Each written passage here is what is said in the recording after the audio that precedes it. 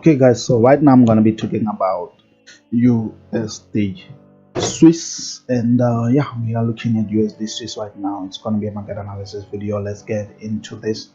So as you can see here, price on the previous month has been creating a lot of wicks to the upside, and price then pushed up to fill in those wicks. So it's going to exhaust a little bit before going up. Okay, so if you go to the line chart, you can clearly see what I'm talking about here. We have this level here, right? And because we are exhausting, we should expect price to come here before price continues in the direction of the trend. The reason won't be because of this, guys. The reason why will drop will be because around here we have a resistance that the market has created around there, right? And price, as you can see on this month of October, prices is still below the resistance. And today is the 30th. Tomorrow is the last day of this month, so likely we're gonna close below this resistance, and as such that will be an indication that we need to look for selling opportunities before buying opportunities, because short term the market will be coming down, long term the market will be going up. All right, so that's what I'm looking at. Anyways, let's come in here. As you can see, we're rejecting here, Not only is that a rejection, but we have an inside bar, meaning this is a reversal pattern indicating potential selling opportunities. And then after the inside bar, we had a doji indicating this is another candle indicating continuation. A doji can either act as a reversal or it can act as a continuation when it's inside a trend that has already been made. So let me see if I can get something for you guys here. You see this here is acting as a reversal, Okay, yeah, here's another one here. You see it's acting, we saw price coming down, right? So we got this doji and then we got a continuation, we got another doji, but because the bears are still in, what did we get? A push back to the downside. And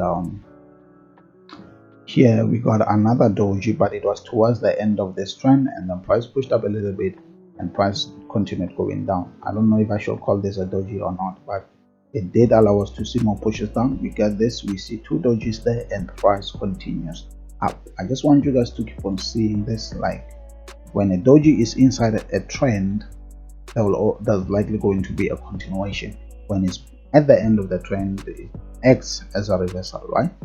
So you can keep on looking for them and all that, and you will see like price here pushed down and then price started pushing up. We got this doji, sellers came in a little bit, but overall the trend held as a result of the doji candle.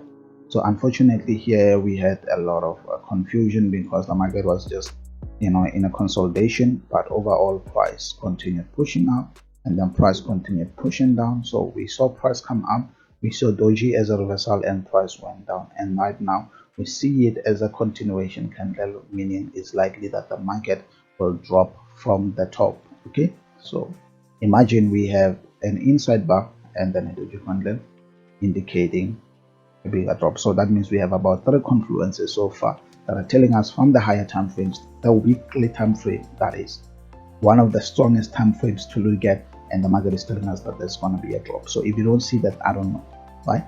But overall, guys, we are dropping on this one. So let's see if the market will give us what we are looking for. Anyways, let's jump to the daily.